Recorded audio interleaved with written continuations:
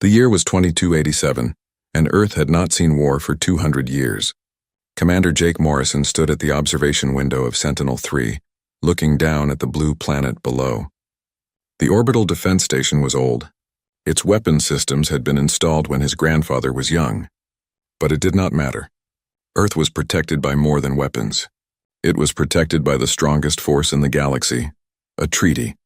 The Covenant of Protected Worlds was ancient and sacred. Every civilized species in the galaxy had signed it. The rules were simple. Some planets were off limits to war. They were sanctuaries, safe havens where violence could not reach.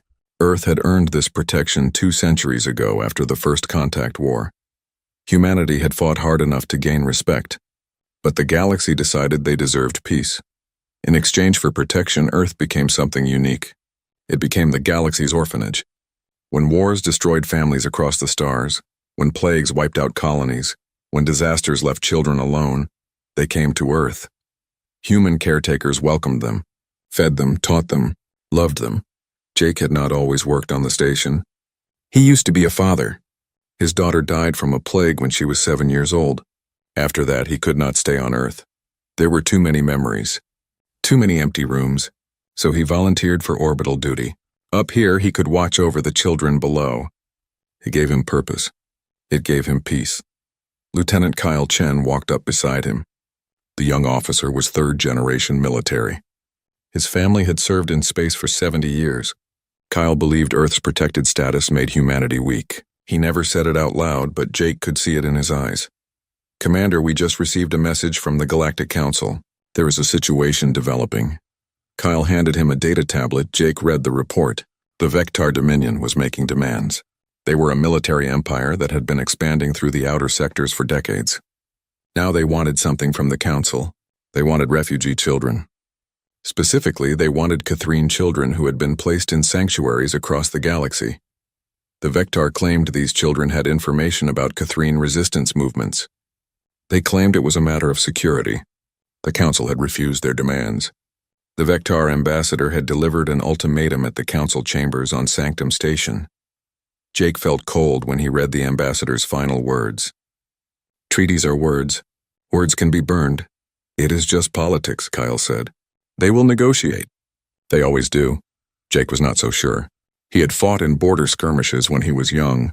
He knew the look in a warrior's eyes when diplomacy was over. He had seen that look in the video footage of the Vectar ambassador. Down on Earth in what used to be Colorado, the New Hope complex spread across 50 square miles. It was the largest sanctuary facility on the planet. More than 50,000 children lived there. They came from 200 different species. Some breathed oxygen like humans. Others needed special atmospheres. Some had fur. Some had scales. Some had wings. All of them were orphans. Director Linda Hayes walked through the main dormitory building. She had been a Marine before she became an educator. She ran New Hope with military discipline, but her heart was soft for the children. She had to be both strong and gentle. It was the hardest job in the world. In the medical wing, Dr. Sophie Grant examined a young Zephyr child. The Zephyr were bird-like aliens with delicate wing structures. This child had been injured in a transport accident. Sophie worked carefully using instruments designed for human hands to treat anatomy she had learned from books. She was good at her job. She had saved countless lives by figuring out medical techniques that worked across species. Sophie hummed a song while she worked. It was an old Earth lullaby. The Zephyr child did not understand the words, but the tone was soothing. Music worked on almost every species. It was one of the universal languages. In the education center, 12-year-old Maya was helping translate for a group of new arrivals. Maya was human, but she had a gift for languages. She could speak 17 different alien languages fluently. The teachers said she had a natural talent. Maya said she just liked talking to people. The new arrivals were from a mining colony that had been destroyed by equipment failure. They were scared and confused. They spoke a clicking language that most translators could not handle. But Maya had learned it from another child last year. She clicked and whistled at them, and slowly they began to relax. "You are safe here," Maya told them in their own language. "Earth protects everyone." She believed it completely. Every child at New Hope believed it. They had been taught that Earth was special, that the treaty made them untouchable. that no matter what happened in the galaxy, they were safe. Maya's little brother Danny was playing in the courtyard. He was only 6 years old. He did not remember their parents. They had died when he was a baby. Maya remembered them, though. She remembered enough for both of them. Danny had a stuffed bear that had belonged to their father. It was old and worn, but Danny carried it everywhere. That evening, Director Hayes received a priority message from the Galactic Council. The Vectar had made another statement. They were giving the Council 72 hours to hand over all Catherine refugee children. If the Council refused, there would be consequences. Linda called a meeting with her senior staff. Dr. Grant attended. So did the head of security, a former soldier named Carl Hughes. They read the message together. They would not dare, Carl said. Protected worlds are off limits. It is the most sacred law in the galaxy. The Vectar do not care about sacred laws, Linda said quietly. I have read their history. When they want something, they take it. Treaties do not stop them. Only force stops them. Then the Council will send force, Sophie said. They have to. That is what the treaty promises.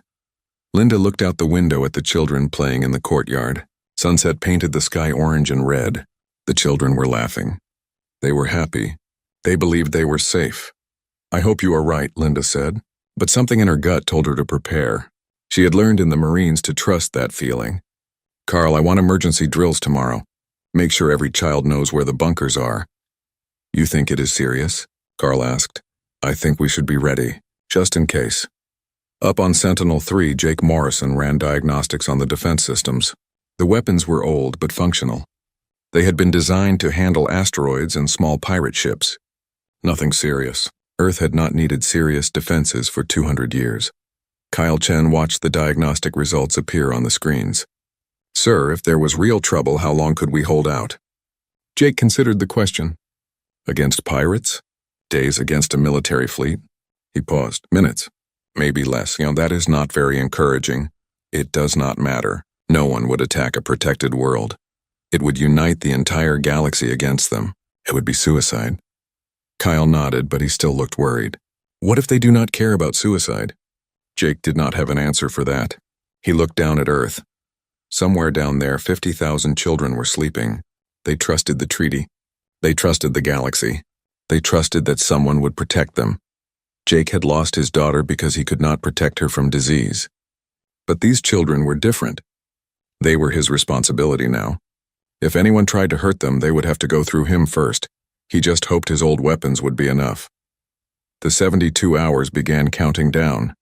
On Sanctum Station, the Galactic Council met in emergency session. Some species wanted to negotiate. Others wanted to send military forces to protect the sanctuaries. A few suggested giving the Vectar what they wanted to avoid conflict. The debate went on for hours. Then days. The Council could not agree on anything.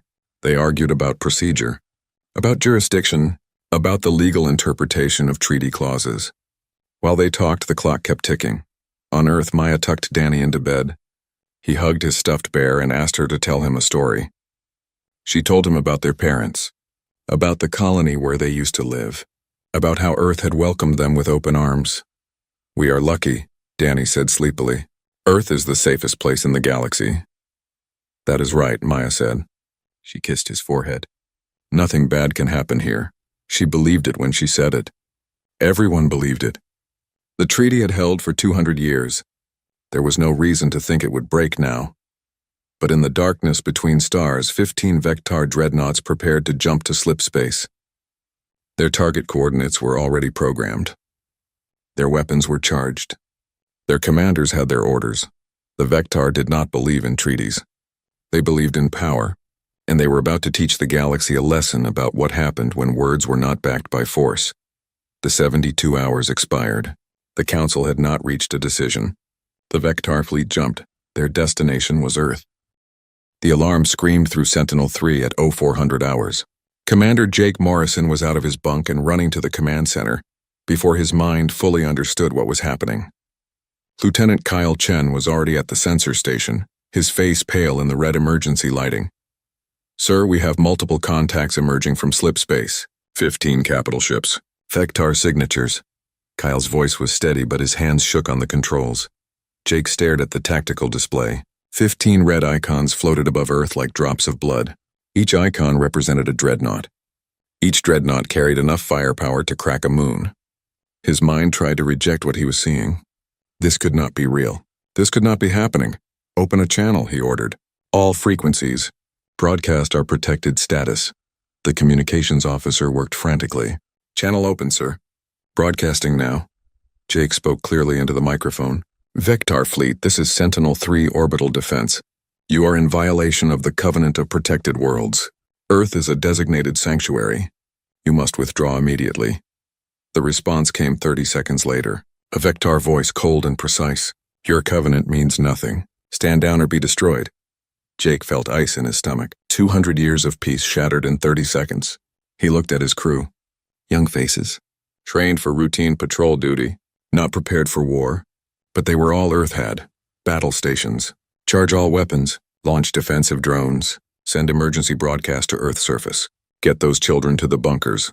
The station came alive with activity. Ancient weapon systems powered up. Missile tubes opened. Energy shields flickered to life, weak and outdated, but better than nothing. Jake knew it would not be enough. Sentinel-3 was 90 years old. Its weapons were designed to scare off pirates, not fight military dreadnoughts. Down on Earth, the emergency sirens woke New Hope Complex at dawn. Director Linda Hayes grabbed her communicator and ran toward the main dormitory. Children poured into the hallways, confused and frightened. The younger ones were crying. The older ones tried to stay calm. Everyone to the bunkers. Now, Linda shouted. Her voice carried the command tone from her Marine days. Teachers, get your groups moving. We have practiced this. Stay calm and move quickly. Maya woke to the sirens and immediately ran to Danny's room. Her little brother was sitting up in bed, clutching his stuffed bear. His eyes were wide with fear. Maya, what is happening? Just a drill, she lied. She grabbed his hand. Come on. We need to get to the bunker. They joined the stream of children flowing through the corridors. Maya recognized faces from 100 different worlds. The clicking language speakers she had helped yesterday. The Zephyr child with the injured wing, a tall Centauri boy who always smiled. All of them moving together towards safety. Dr. Sophie Grant was in the medical wing when the alarm sounded. She had 3 patients who could not be moved easily. One was on a breathing machine. Another had just come out of surgery. The third was too young and too sick to survive the journey to the bunker. Her staff looked at her with frightened eyes. Doctor, what do we do? Sophie made a decision. You go, get to the bunker. I will stay with the patients. But doctor, the orders are to evacuate everyone. I am not leaving children alone. They will be scared. Someone needs to stay. Sophie's voice was gentle but firm. Go, that is an order. Her staff hesitated, then ran for the bunkers. Sophie sat down next to the Zephyr child's bed and began to hum the lullaby. Her hands trembled, but her voice stayed steady. In orbit, the first Vectar volley destroyed 2 of Sentinel-3's defensive platforms in seconds. Jake watched the explosions on his screen and felt something die inside him. Those platforms had crews. 15 people on each one. 30 friends. 30 colleagues. Gone in a flash of light. Return fire. Everything we have. Sentinel-3's ancient missiles launched. Its energy weapons fired. The weapons were old and weak compared to what the Vectar had, but Jake's crew knew how to use them. They targeted the lead dreadnought's engines. 3 missiles got through its shields. Small explosions bloomed on the massive ship's hull. It was like throwing rocks at a fortress, but it got their attention. Kyle Chen looked up from his console. Sir, they are targeting us. Multiple weapon locks. Jake knew what was coming. He could order his crew to evacuate. Send them to the escape pods. Save their lives. But every second he kept the Vectar focused on the station was a second the children below had to reach the bunkers. All hands. This is the commander. Abandon ship. Get to the escape pods. That is an order. Nobody moved. Jake looked around the command center. His crew stared back at him. Young faces. Determined faces. Kyle spoke first. Sir, my family has served on these walls for 3 generations. If they fall today, we fall with them. The others nodded. The communications officer, the weapons officer, the engineers. 23 men and women. They had all made the same choice. Jake felt tears in his eyes, but he blinked them away. Then we make it count. Helm. Set collision course with that lead dreadnought. Weapons. Target their slip space drive with everything we have left. Collision course set. Sir. Weapons locked on slipspace drive. Then let us show them what humans do when you threaten our children. Fire. Every missile Sentinel-3 had left launched at once. Every energy weapon fired at maximum power. The station shook with the recoil. On the Vectar dreadnought, alarms screamed as dozens of impacts hammered their slipspace drive. The drive began to fail, to collapse, to tear open a hole in space itself. Sentinel-3 slammed into the dreadnought 3 seconds later. The explosion was visible from Earth's surface.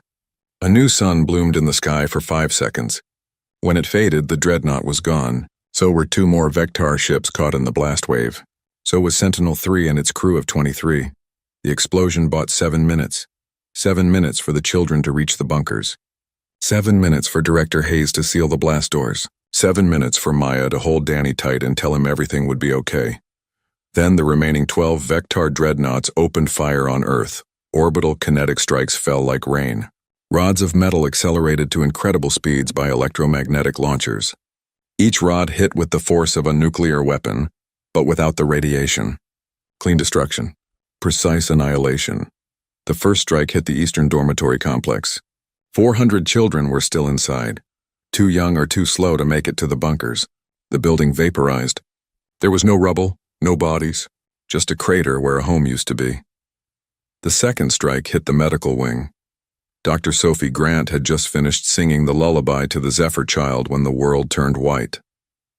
She did not have time to be afraid. She only had time to think that at least the children were not alone. More strikes followed. The education center, the administration building, the recreation fields. Each impact shook the ground like an earthquake. In the bunker, Linda Hayes held onto a support beam as dust rained from the ceiling.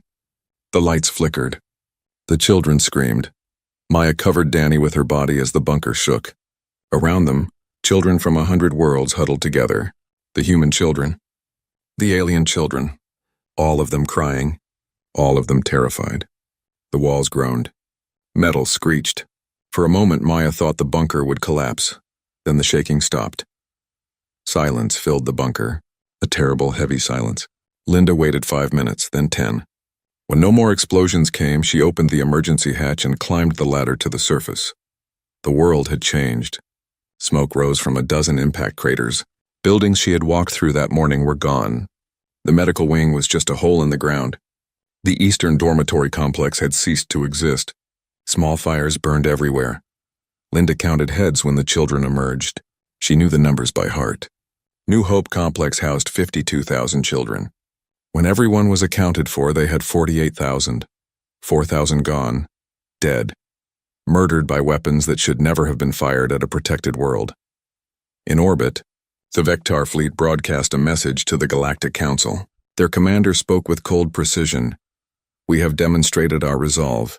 Your treaties are meaningless. Surrender all Catherine refugees within 72 hours or we will destroy another sanctuary. The choice is yours." The transmission ended.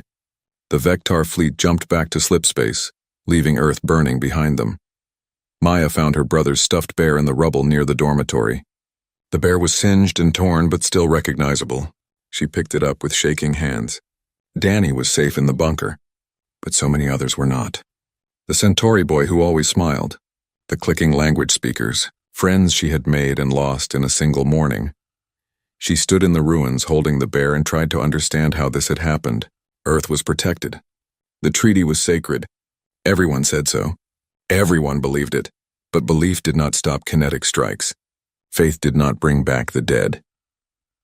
On Sanctum Station, the Galactic Council watched footage of the attack with horror. Some species demanded immediate military action. Others called for negotiations. A few suggested giving the Vectar what they wanted to prevent more bloodshed. The debate began again. Procedure, jurisdiction, legal interpretation. The same arguments as before. While they talked, Earth counted its dead. The message from the attack reached human colonies across the solar system.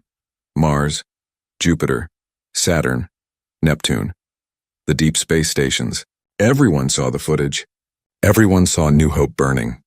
Everyone saw the children's bodies being pulled from the rubble. Humanity had been peaceful for 200 years. They had trusted the treaty.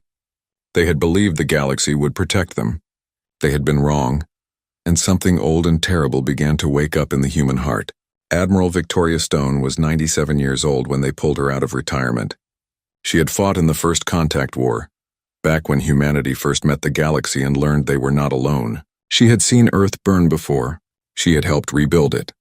And she had spent the last 60 years in peaceful retirement, believing the treaty would hold forever. She was wrong. They brought her to the Solar Congress in her wheelchair. Her body was old and weak, but her mind was sharp as broken glass. She watched the footage from New Hope 3 times.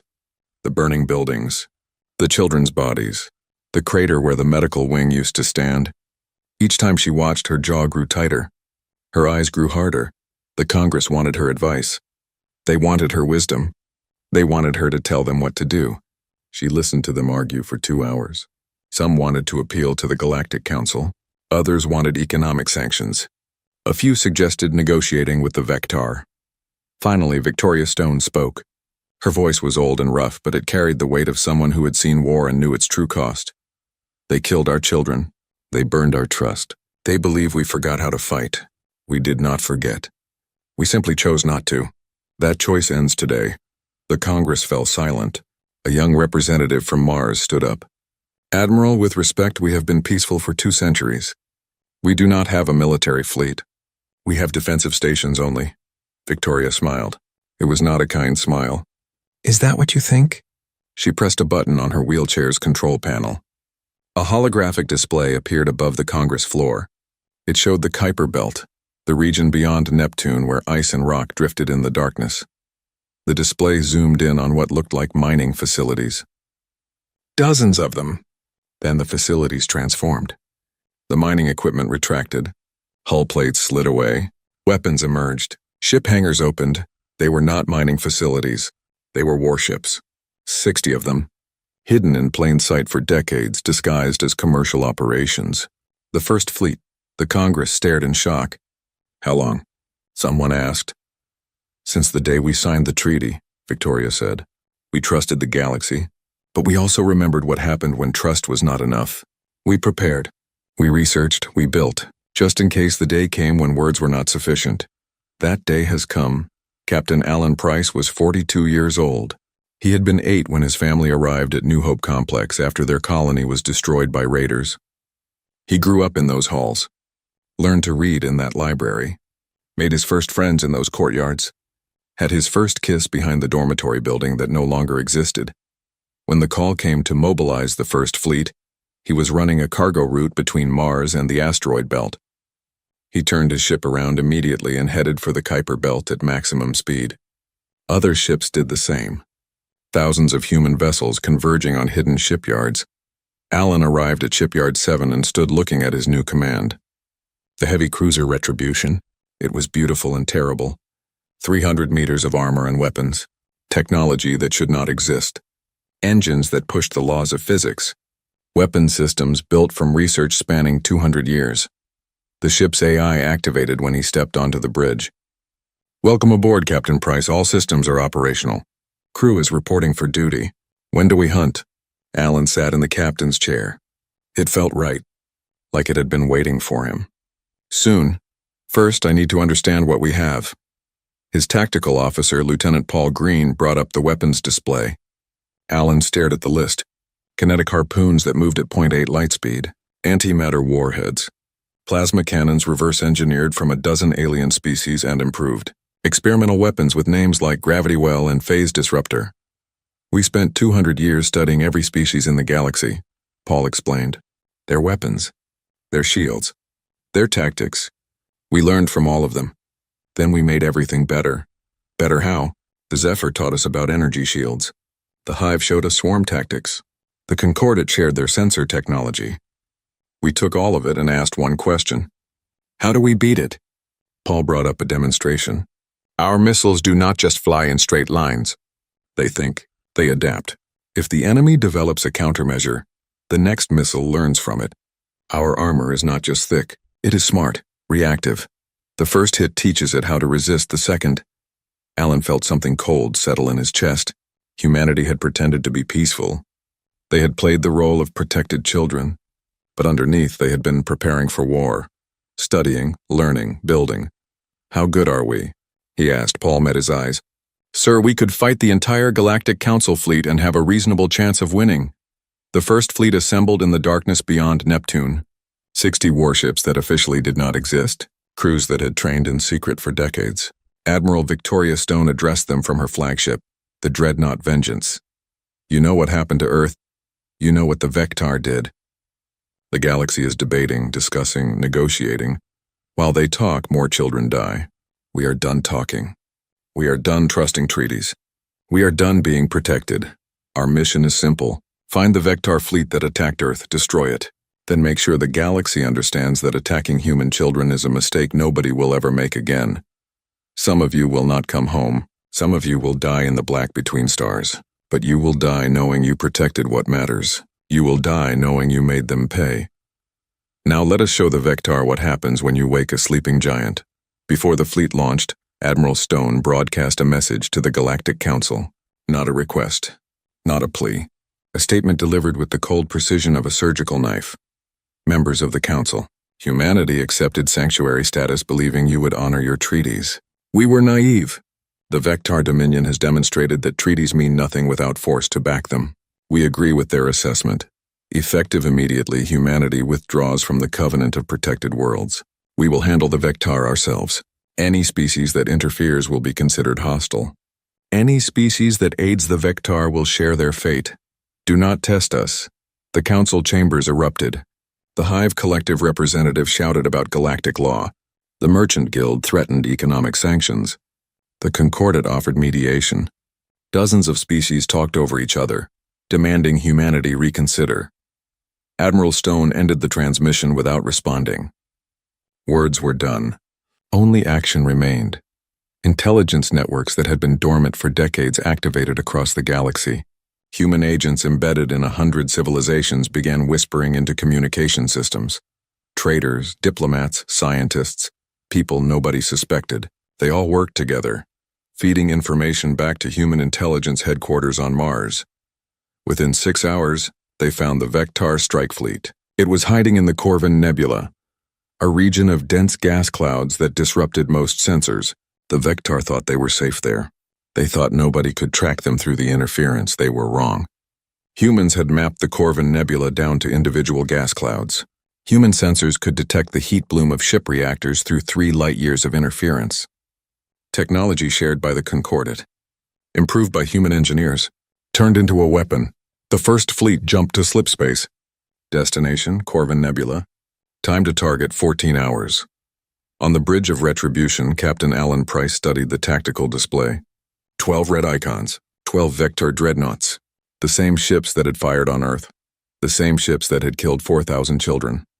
His hands were steady on the controls. His voice was calm when he spoke. But inside fire burned.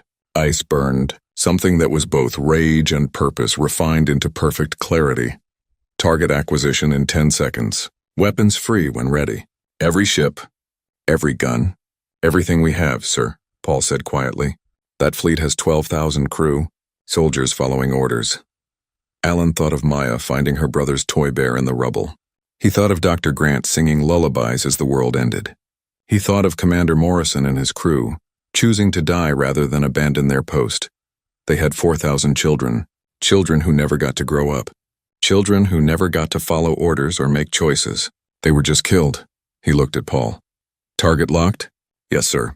All weapons locked and ready. Alan's finger hovered over the firing authorization. One button. One choice. Cross this line and there was no going back. Humanity would become killers, avengers, warriors again. He thought of the children still alive in New Hope's bunkers, still scared, still vulnerable, still needing someone to stand between them and the darkness. He pressed the button. Fire everything. 60 ships opened fire at once. Thousands of missiles launched. Hundreds of energy weapons discharged. The Corvin Nebula lit up like a star. The Vectar fleet had 3 seconds of warning. Their sensors screamed alerts. Their shields came up. It did not matter. Human weapons punched through Vectar shields like they were not there. Kinetic harpoons moving faster than thought. Antimatter warheads that converted matter to pure energy. Missiles that learned and adapted in flight. The Vectar tried to fight back. Their plasma cannons were legendary. Their dreadnoughts had broken siege lines that held for decades. They poured fire into the human fleet with weapons designed to crack fortress worlds. Human ships shrugged off the impacts. Their armor was not just thick. It was intelligent, reactive. Every hit taught the armor how to resist the next one. The Vectar watched in horror as their most powerful weapons became progressively weaker. Alan watched his tactical display as red icons winked out one by one, ships exploding, reactors failing, hulls breaching. The Vectar fleet died in 17 minutes. When it was over, there was nothing left but debris and expanding clouds of gas. 12,000 enemy dead. The human fleet suffered 47 casualties, all from a single ship that took a suicide ramming attempt. The destroyer Defiant. Its captain managed to kill the ramming ship before both vessels exploded. Alan stared at the empty space where the Vectar fleet had been. He felt nothing. No satisfaction, no guilt, just cold clarity. This was war. This was the price of hurting human children. A message came in from Admiral Stone. 2 words. Continue hunting. The first fleet turned toward Vectar space, toward the homeworld where the orders had come from, toward the government that had decided treaties meant nothing. Humanity was coming, and there would be no mercy. The first fleet jumped through slip space toward Vectar Prime. The journey should have taken 3 days at safe speeds. Captain Alan Price ordered the engines pushed past their safety limits. They arrived in 14 hours. The ships screamed with the strain, but they held together. Human engineering had always been good at pushing past supposed limits. Vectar Prime was a fortress world. 3 billion inhabitants. Orbital defense platforms that could repel invasion fleets. A home defense fleet of 87 warships.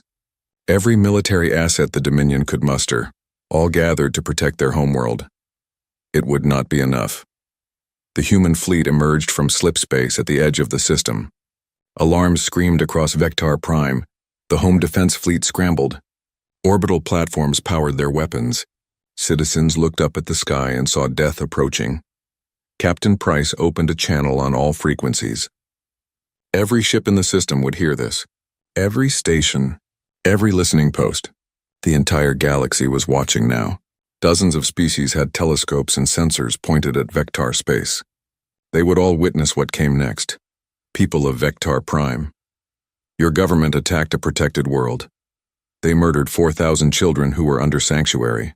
They believed treaties were words that could be burned. They were right. Treaties without teeth are meaningless, Emperor. But they forgot something. Humanity remembers what we were before we chose peace. When you kill our children, we become that again.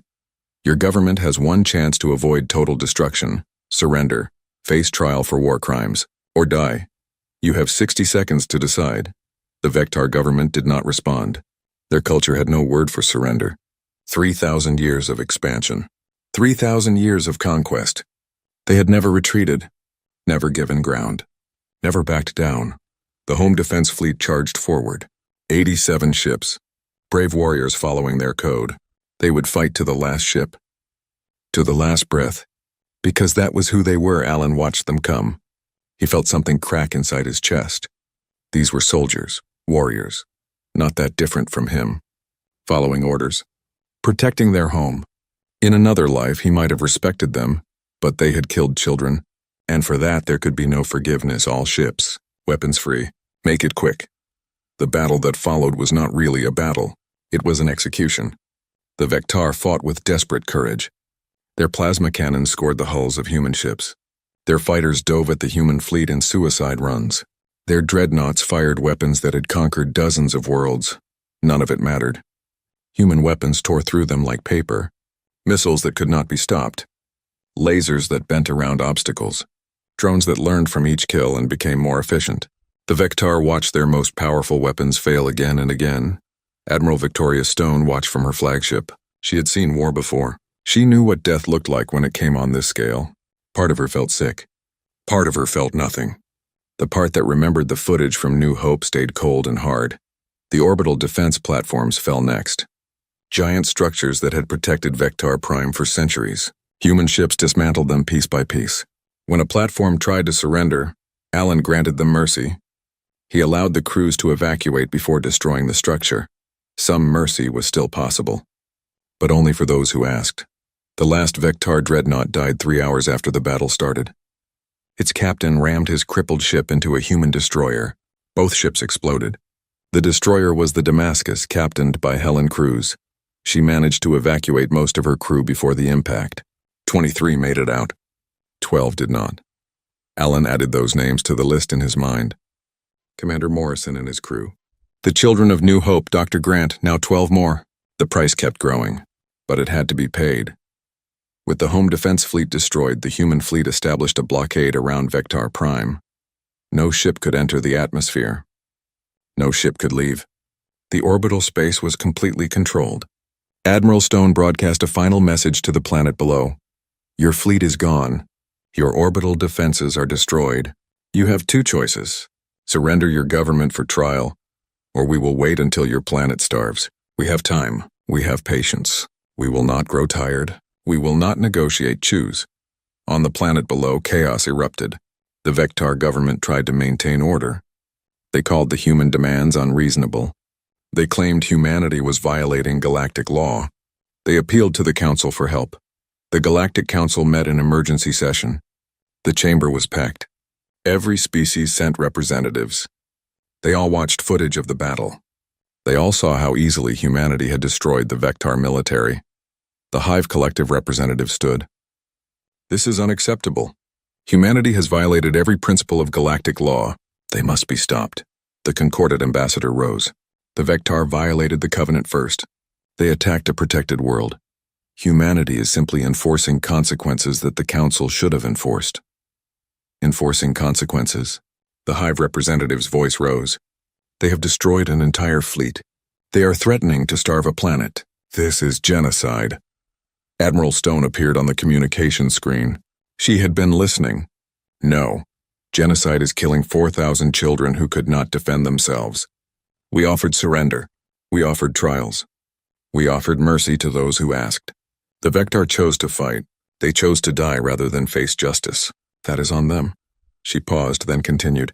But I will make this clear to everyone here. Humanity is not interested in conquest. We are not interested in empire. We want one thing. We want the galaxy to understand that protected worlds are actually protected, that treaties have meaning, that children are sacred. If the Council can guarantee that, we will withdraw. But if you cannot enforce your own laws, then humanity will. Because we will never again trust words alone. The chamber fell silent. Species looked at each other nervously. The Merchant Guild representative stood. What guarantee do we have that humanity will stop with the Vectar? That you will not turn your weapons on others? Victoria smiled that cold smile. You have our word. And unlike some species, when humanity gives its word, we keep it. Ask the children living on Earth. We promise to protect them. We failed once. We will not fail again. Behind her, the second fleet appeared on the screen. Then the third, then the fourth. Ships that had been building in secret shipyards for 200 years. More ships than any species in the Council possessed. All of them bristling with weapons. This is what humanity built while we trusted you, Victoria said. This is what we were capable of creating while playing the role of protected children. Imagine what we can do now that we are done pretending. Do not test us, the transmission ended. The Council chamber erupted in argument. But the tone had changed. Fear had entered the equation. Species that had talked about confronting humanity now talked about accommodation. The Hive Collective quietly withdrew their objections. The Merchant Guild rushed to offer trade agreements. Nobody wanted to be next on humanity's list. On Vectar Prime, the government held for 2 weeks. They rationed food. They appealed for help that never came. They tried to organize resistance. But the blockade was perfect. Nothing got through.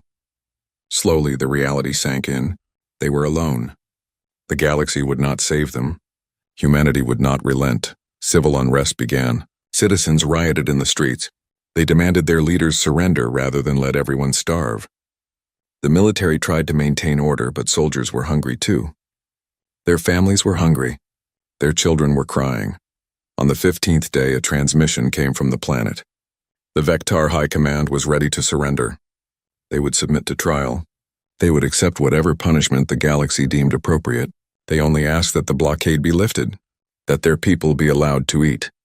Admiral Stone considered the request for exactly 10 seconds. The blockade lifts when your leaders are in custody. Transport them to our flagship. Then we will discuss terms. The Vectar High Command came up in a small shuttle. 12 leaders who had ordered the attack on Earth. 12 beings who had decided that treaties meant nothing. They stood on the Bridge of Vengeance and faced Admiral Victoria Stone. The leader, High Commander Zekvar, met her eyes. You have won. We acknowledge this. But know that we followed our code. We did what we believed was necessary. Victoria stood from her wheelchair with difficulty. Her old bones protested, but she wanted to stand for this. You killed 4,000 children who could not fight back. Children from dozens of species. Children who trusted that the galaxy would protect them. Your code is worth nothing. They were casualties of war. They were children. Victoria's voice was ice. There is a difference.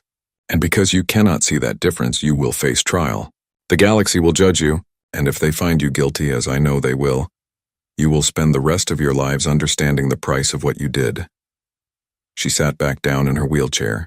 Take them to the brig. Lift the blockade. Let the Vectar people eat. They are not guilty of their leader's crimes. The blockade lifted. Supply ships were allowed through. Food and medicine flowed to the planet. Humanity did not punish the innocent, but the guilty would answer for what they did. Captain Alan Price stood on the Bridge of Retribution and watched Vectar Prime shrink in the distance. They had won. The war was over. The Vectar military was destroyed. Their leaders were captured. Justice would be served, so why did he feel empty? Lieutenant Paul Green approached. Sir, we are receiving commendations from Earth. They are calling us heroes. Heroes. Alan thought about that word. Heroes saved people. Heroes protected the innocent. All he had done was kill. Yes, he had killed the right people. But that did not make him a hero. It just made him a killer with good reasons. Tell them we were just doing our job. They want to give you a medal, sir. The highest honor. Alan looked at the tactical display, at the markers showing where ships had died. Human ships.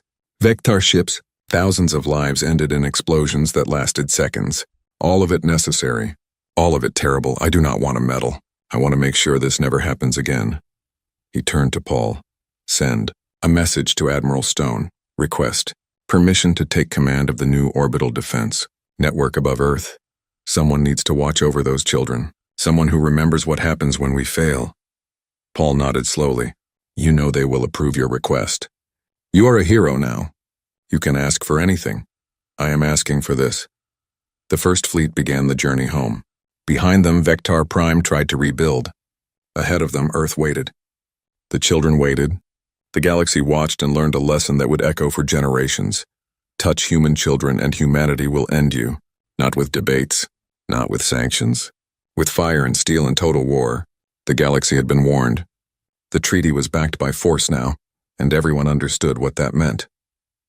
3 months after the Battle of Vectar Prime, the trials began on Sanctum Station.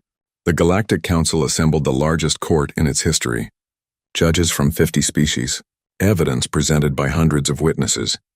The proceedings were broadcast across every inhabited world. The Vectar High Command stood accused of war crimes. Attacking a protected world. Murdering 4,000 children. Violating the most sacred treaty in galactic history. The evidence was overwhelming. Video footage from Sentinel-3, survivor testimony from New Hope, records from the Vectar fleet itself, showing clear orders to fire on civilian targets. The defense argued that the Vectar were following their cultural code, that in their society such actions were acceptable in war, that they should not be judged by alien standards. The court rejected that argument in 17 minutes. The verdict was unanimous. Guilty on all counts. The sentence was harsh. Life imprisonment, confiscation of all military assets, reparations to be paid to Earth and the families of the victims. The Vectar Dominion was reduced to a fraction of its former size. Some species argued that the punishment was too severe, that humanity had gone too far. Admiral Victoria Stone addressed those concerns from her wheelchair, her voice carrying the weight of her 97 years. Too far? Let me show you what too far looks like. She played footage from New Hope. The children running to the bunkers, the medical wing exploding, the dormitory crater, Maya finding her brother's toy bear, director Linda Hayes pulling small bodies from the rubble, her face carved from stone and tears. That is too far. 4,000 children who will never grow up. Never laugh. Never love. Never see another sunrise. The Vectar did that. We simply made them answer for it. The critics fell silent. The galaxy watched and learned. Protected worlds were protected now, not by words, by force. On Earth, reconstruction began. The Global Haven Initiative received funding from 100 sources. Some money came from Vectar reparations. More came from species that suddenly wanted to be friends with humanity. The Merchant Guild offered materials at cost. The Concordat sent engineers.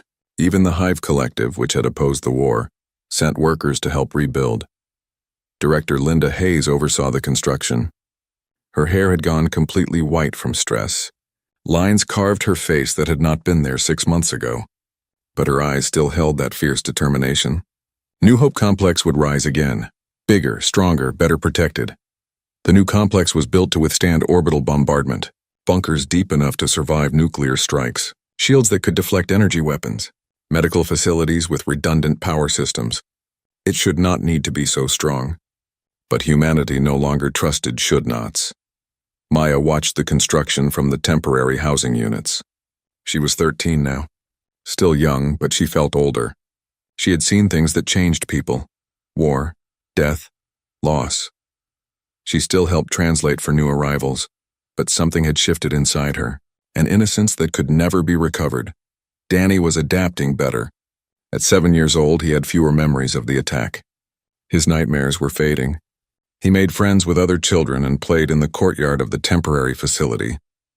Maya watched him laugh and felt grateful. At least one of them could still be a child. New children arrived every week. Refugees from across the galaxy. Word had spread. Earth was safe now. Really safe. Protected by more than treaties. Protected by a military that had proven it would do whatever was necessary to keep children safe. Some of the new arrivals were Vectar children. Orphaned by the war. Their parents dead in the battles or imprisoned for war crimes. Maya saw them arrive, scared and confused, speaking a language most humans did not understand. She learned their language in 3 weeks, started translating for them, helping them adjust. Other human children were angry at first.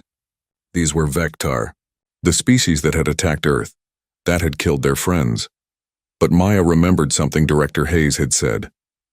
Children are not their parents. These kids had not fired the weapons, had not made the decisions. They were just orphans like everyone else at New Hope. One day, a young Vectar girl named Zekra asked Maya a question. Why do humans help us? After what our people did? Maya took her to the memorial wall. 2,000 names carved in black stone. Human names, alien names, all the children who had died in the attack. Zekra read them slowly, her expression growing more horrified with each name. We remember, Maya said quietly. We will always remember. But you did not do this. Your leaders did. And children are not responsible for what their leaders do wrong. You deserve safety. You deserve a home. Just like everyone else, Zekra started crying. Maya held her while she sobbed. 2 children from species that had been at war, finding comfort in shared loss. It was the first step toward healing. In orbit, Captain Alan Price took command of the new defense network. The orbital stations were nothing like old Sentinel-3. These were military installations. Real weapons, real shields, real crews trained for combat. They called the new network Guardian Ring. 20 stations arranged in a sphere around Earth, each one capable of fighting off a dreadnought. Fleet Allen's flagship was Guardian Prime. He insisted they build a memorial on the station, a wall listing every crew member who had died on Sentinel-3. Commander Morrison's name was first. The other 22 followed. Allen made sure every officer on Guardian Prime learned those names, learned what they had sacrificed. They set the standard, he told his crew during the dedication ceremony. They chose to stand when they could have run. They chose to buy time for children they would never meet. That is what we honor. That is what we continue. Every single day we are up here, we remember why we stand watch. The Galactic Council restructured after the war. New laws passed with unusual speed. Protected worlds gained enforcement mechanisms. Any violation would trigger immediate military response from a coalition force. Humanity volunteered to lead that force. Nobody objected. Nobody wanted to test whether humanity would actually do it. They would. Everyone knew it. Humanity had proven they would burn entire fleets to protect children. The galaxy understood that now. Admiral Victoria Stone finally retired. For real this time. She moved to a small house near the New Hope Complex construction site. She wanted to watch it being built, to see the children return, to know that something good came from all the death. She spent her days in a rocking chair on her porch. Children would visit sometimes. They brought her flowers, told her stories, asked her questions about the war. She answered honestly, did not hide the truth. They deserved to know what had been done to protect them. On clear nights, she looked up at the stars, at the defense stations visible as moving lights in the sky, at Guardian Ring keeping watch. She thought about Commander Morrison, about Lieutenant Chen, about Dr. Grant singing lullabies as the world ended. They had paid the price. Now the galaxy knew that price was real, that attacking human children meant total war, meant fleets destroyed and governments toppled, meant consequences without mercy. 1 year after the attack, Earth held a memorial service. Every species in the galaxy was invited. Most sent representatives. The ceremony took place at the rebuilt New Hope Complex. The buildings were finished now. Children were moving back in. Life was returning. Director Linda Hayes stood at the memorial wall and spoke to the assembled crowd. Thousands of people, hundreds of species, all gathered to remember what had been lost, what had been learned, what had changed. We asked for sanctuary and received it. We believed in treaties. We were proven wrong, but we did not become bitter. We did not become cruel. We simply learned a hard truth. Words without force are meaningless. Faith without strength is naive. So we built strength. We created force, not to conquer, not to dominate, to protect, because these children deserve better than empty promises.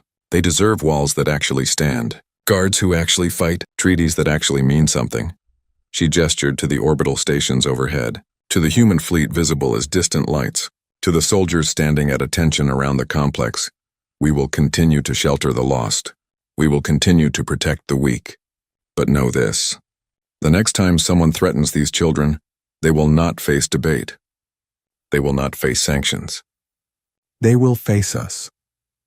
And we will not ask permission. We will simply do what needs to be done.